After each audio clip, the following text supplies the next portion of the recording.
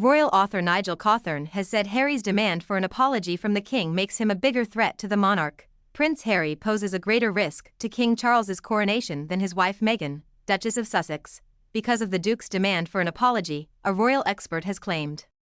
Harry is reportedly seeking a private apology from his father and brother, Prince William, before making any commitment to attend the coronation on May 6. Buckingham Palace staff have been told to plan for Harry and Meghan attending the King's coronation, but an official announcement has yet to be issued. Nigel Cawthorne, author of Prince Andrew, Maxwell, and the Palace, said Harry poses a greater threat to the coronation than his wife.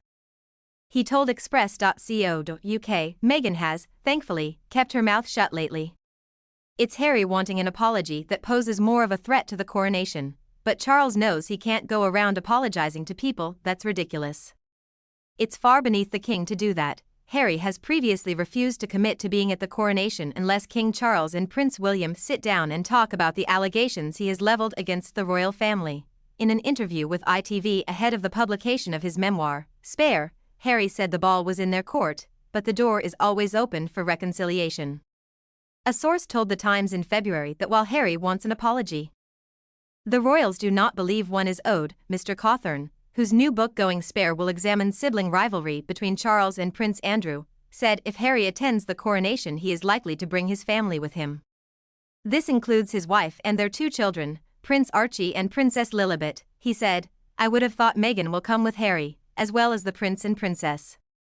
Harry might say, I'm turning my back on the monarchy, but my children are a prince and princess.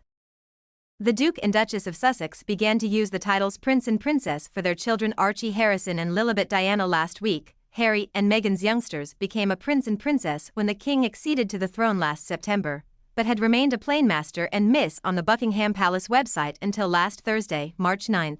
Mr. Cawthorne said, if you're turning your back on the monarchy and royalty, it's very odd you would do that, but Harry and Meghan are so self-absorbed that they want the fancy balls, while rejecting the rest of it.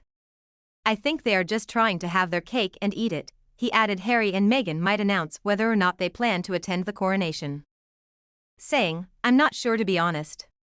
By and large the Sussexes do tend to seize the initiative with these things. They are the ones with the agenda. Asked what their agenda is, Mr. Cawthorne said, it's certainly self-aggrandizement. They're bigging it up as much as they can, with their whole coronation, invitation and Netflix over there in the US, they're just feeding off their profile. The longer the will they or won't they discussion continues, the more attention they're getting. It goes hand in hand. The higher the profile they have, the more they can capitalize on it in the US. Mr. Cawthorne said that while Harry poses the bigger threat to the smooth running of the coronation, King Charles would in no way be able to control the situation or mitigate against any further drama. He joked, he just has to sit there with a fancy hat on his head. He can't have guards with spikes pointing at Harry and Meghan, the author said, simply by being there, Harry is going to draw attention away from Charles. And if he doesn't come, he's drawing attention away from Charles. Presumably, there will be pictures of him cycling around Los Angeles looking nonchalant. It's a lose-lose situation for Charles, on how Buckingham Palace might handle